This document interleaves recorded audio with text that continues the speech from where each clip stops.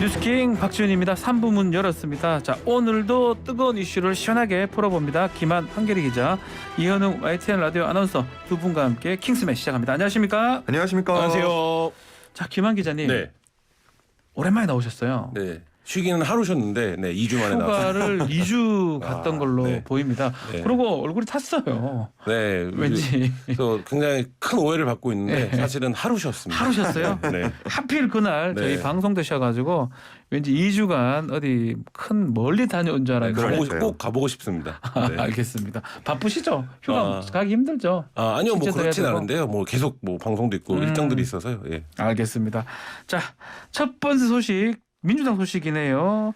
첫 주차 경선 결과가 나왔다고 하는데 결과 좀 말씀해 주십시오. 네, 더불어민주당의 전당대회 첫 지역순회 경선이 토요일부터 시작이 됐습니다. 우리 김한 기자님은 휴가를 못 떠났지만 지금 지역순회가 진행이 되고 있고요. 첫 경선 지역은 강원과 대구, 경북이었는데 이재명 후보가 1위, 박용진 후보가 2위, 강훈식 후보가 3위를 기록했습니다.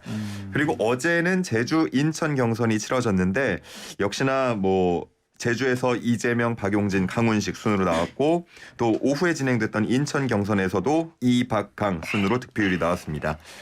첫 주자 경선 결과를 종합해보면 이재명 후보가 누적 득표율 70%를 넘어서면서 1위, 그리고 뒤이어서 박용진, 강훈식 후보 순으로 2위와 3위를 기록하고 있습니다. 네. 그리고 최고위원도 최종 5명을 선출하게 되는데 현재까지 5위권 안에 포함된 후보들을 보면 정청래, 박찬대, 장경태, 서영구 후보 등이 이재명 후보와 좀 우호적인 인사로 분류가 되고 있어서 최고위원 경선 역시도 친명계 약진이 두드러지고 있다라는 평가가 나오고 있습니다. 자, 1차가 강원, 대구, 경북이었고요. 2차가 제주, 인천인데 어쨌든 간에 이재명 후보가 압도적인 결과를 냈네요. 충분히 네. 예상했던 결과라고 봐야 됩니까? 뭐 예상은 했었는데 캠프에서도 득표율 관련해서는 좀 더 훨씬 많이 나왔다 이런 고무된 분위기가. 생각보다 더 많이 나왔다. 네, 한 60% 정도 나오지 않겠냐라고 예상을 했었는데 지금 보면 다 70% 넘어섰고요. 네. 기존의 언론에서 가장 많이 이번 경선을 표현했던 말이 어대명이었습니다. 그러니까 어대명. 이게 예. 어떤 의미로든 그 투표에 반영이 되었다. 그리고 이제 일부 언론에서는 이미 확대명이다. 이렇게 확실하다 이 말 네. 확대명이죠. 예. 예, 쓰고 있는데 그 결과가 그대로 좀 드러난 초반 레이스입니다. 97그룹 두 분 분위기는 어때요? 강훈식, 박용진 의원. 변수가 있다라는 입장입니다. 지금 이게 이제 권리당원 투표만 나온 숫자이기 때문에요. 네. 앞으로 이제 대의원 투표라든지 일반 여론조사가 반영이 돼야 되기 때문에 충분히 가능성이 있다라고 이제 얘기는 하고 있습니다만 조금 당혹스러운 분위기 느껴지고요. 지금 사실상 이제 남아 있는 쟁점이 단일화하는 거냐 안 하는 거냐 그거 이거밖에 남은 것 같아요. 네, 안 남았다라는 지금 보도까지 나오고 있으니까 네. 이미 좀 생각보다 초반 레이스에서 굉장히 좀 표차가 많이 났다 이런 분위기인 것 같습니다. 변수 자체가 이제 단일화 정도밖에 안 남은 것 같은데 단일화 한다면 2위인 박용진 후보가 좀 더 유리할까요? 20%대니까요. 흐름 자체는 그렇게 가고 있는데 다만 강 후보가 여전히 유보 입장이라는 게 좀 쟁점인 것 같습니다. 강훈식 후보가 유보하고 있다는 거. 네, 계속해서 예. 유보하고 있는 입장이고 지금 지지율 격차가 워낙 크게 나고 있기 때문에 예. 이게 단일화로 될 문제냐라는 시각들도 나오고 있고요. 그러다 보니까 그럴 거면 차라리 완주해서 본인 이름값이라도 높여라. 아하. 이런 분위기도 있다 보니까 단일화가 이루어질지 누구로 이루어질지 이런 문제에 대해서는 아직 그렇죠. 조금 더 두고 볼 문제인 것 같습니다. 최고위원 후보자들 역시 이른바 친이재명계가 선전을 하고 있습니다. 이것도 예상한 결과인지 아니면 또 실제로 나중에 다 해보면 결과가 어떻게 될지 어떻게 보십니까? 그 점까지 그러니까 최종적인 결과가 어떻게 될지까지는 예상하기가 좀 어려운데 지금 네. 2위인 고민정 후보 정도를 제외하면 선두권에 있는 5명 중에 이제 4명이 친이재명계로 분류가 되는 후보들이고 1위인 정청래 후보가 좀 표가 많이 나오게 앞서고 있고 이런 그렇죠. 상황인데요. 이게 단일화랑 똑같습니다. 그러니까 이번 경선 자체가 이른바 이제 이재명 견제, 이재명 비판, 이재명 때리기 다른 후보들이 이제 이걸로 일관하고 있기 때문에 과연 다른 이제 당 대표 후보인 두 분의 97세대로 분류되는 분들도 가 마찬가지로 최고위원 선거 역시 쟁점이 사실상 하나인 그래서 그 쟁점에서 권리당원들은 이미 이제 좀 판단을 내린 게 아니냐. 왜냐하면 이재명 후보가 여러 약점들이나 에도 불구하고 사업적인 리스크가 있다고 얘기합니다만 이미 이제 그것은 반영이 됐던 이슈고 권리당원들의 표심에는 크게 영향을 못 미치고 있다 이렇게 봐야 될 것 같습니다.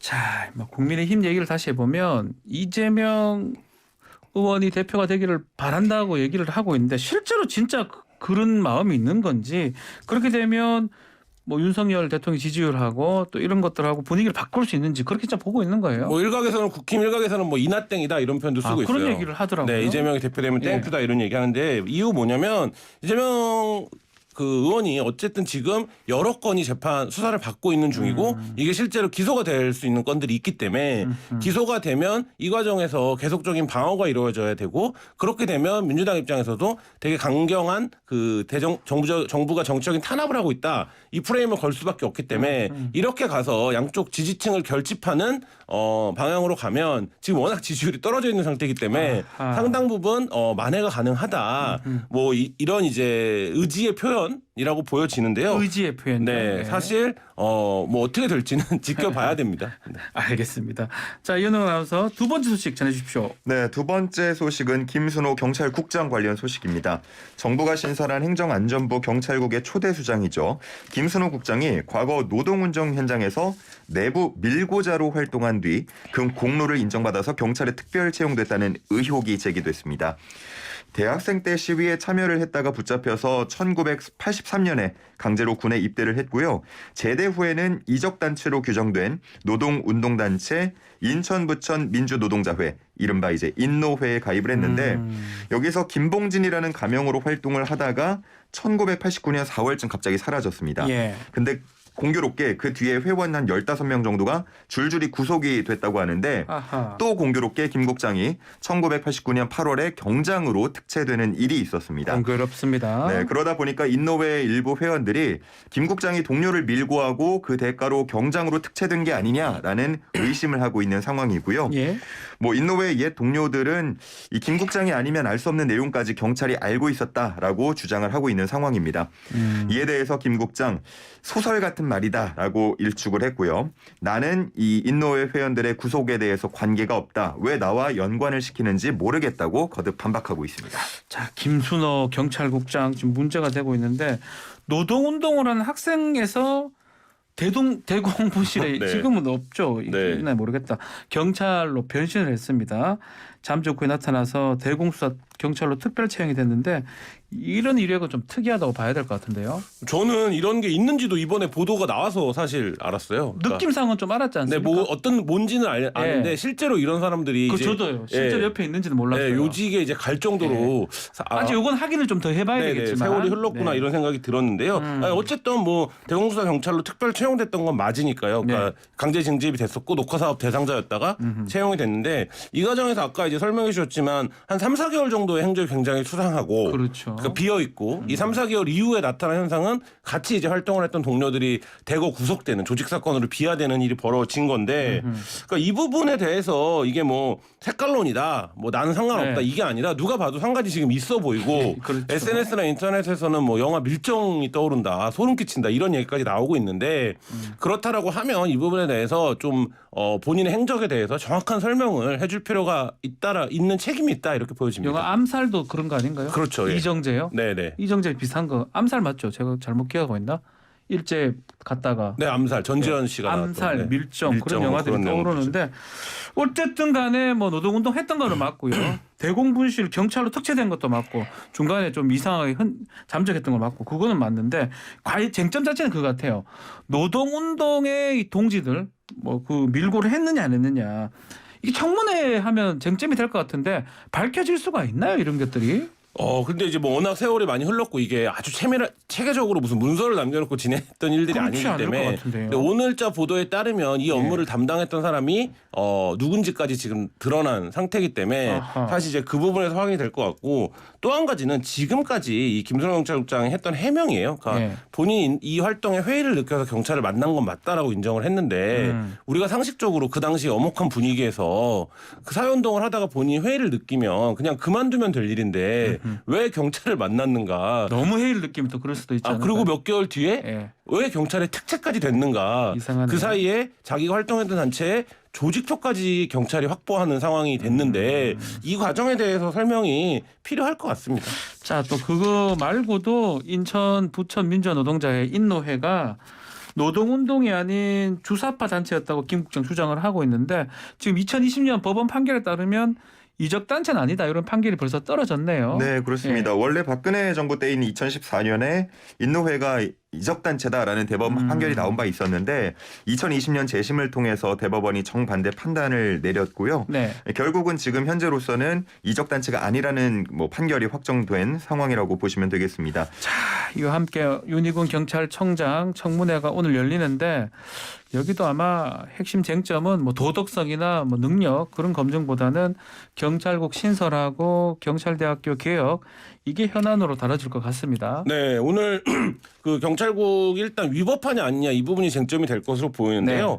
국회 입법조사처가 경찰국은 위법이라는 외부 전문가 자문을 받았던 것으로 확인이 됐다라는 보도가 오늘 나왔습니다. 이게 이제 만들 때부터 경찰위원회 심의 의결을 거쳐야 되는 게 아니냐, 이게 시행령 개정만으로 가능한 거냐, 네. 그리고 경찰청장이 행정안전부 장관이 경찰청을 직접 지휘하는 게 맞는 거냐, 여러 쟁점들이 있었는데 사실 이것들을 약간 전문용어로 얘기하면 뭉개고 빨리 만들었거든요. 근데 네. 이 부분에 대한 논란이 있을 것 같고요. 이 과정에서 경찰들의 집단 반발이 일어나자 이게 일부 출세 욕에 휩싸인 경찰대들이 주도하고 있다. 이런 인식이 이제 여당 일각에서 나왔고, 그게 이제 직접 장관의 입을 통해서 나오기도 했는데, 그 이후에 이제 갑자기 등장한 게 경찰대를 개혁해야 된다. 경찰대를 졸업했다고 바로 높은 이제 직위에 임명하는 건 불공정하다라는 논의가 나왔는데, 사실 이제 이 부분에 대한 인식이 합당하냐, 이게 주요하게 다뤄질 것 같습니다. 경찰대 개혁 관련해서 지금 윤희근 후보자도 경찰대 출신이에요. 네. 어떤 질문하면 어떻게 대답을 해야 됩니까? 그러니까 우리 이게 학교 없앱시다 이렇게 할 수도 없는 거잖아요. 경찰대를 둘러싼 논의, 그다음에 경찰대 정원도 줄이기도 했고요, 지난 정부에서도. 그러니까 경찰대에 대한 어떤 개혁 논의들이 사실 이제 일정 정도 과정을 갖고 진행되어 온 건 맞습니다. 그러니까 네. 그 부분에서 합리적이고 원론적인 수준의 답변을 낼 것인지, 아니면 이른바 이제 지금 장관과 대통령실의 인식대로 뭔가 경찰대에 대해서 굉장히 또 프레임을 씌워서 공격하는 입장에 설 것인지, 네. 요거는 좀 지켜봐야 될 것 같고, 네. 그거에 따라서 경찰 내 여론도 많이 달라지지 않을까 싶습니다.